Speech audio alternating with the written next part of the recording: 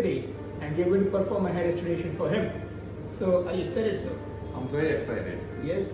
He's a doctor himself, and what makes you do this at 68? Because I want to be more looking younger. You want to look more younger? My wife told me you need more hair. Looking good, I always say, is at any age. And again, at this stage and this age is not the factor, but the particular stage of genetic hair loss.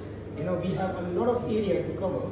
Yes. And the donor area on the back side is limited, right? So the case is challenging to an extent. But again, his expectations are very right for the procedure. Am I right? Yeah, I'm right. Yes. Agree with So you. at our end, we're going to try removing the maximum number of grafts, giving him the maximum coverage that we can. And I think he's definitely going to be a game changer for him in the next 1 year. Yes? Correct. So are you excited? I'm very excited. I will come next year to check out. So the good part about this, when my patients are above 55 or 60, they are not at all nervous. They are more excited for the procedure. Am I correct? I'm very agree with you. So what is that one thing you would like to tell people out there who say that I need my hair only till 50 and after that it's okay if I don't have the hair? No, I'm not that because my mind is very young. Even if I'm 68 years old, Right. I love to be like young.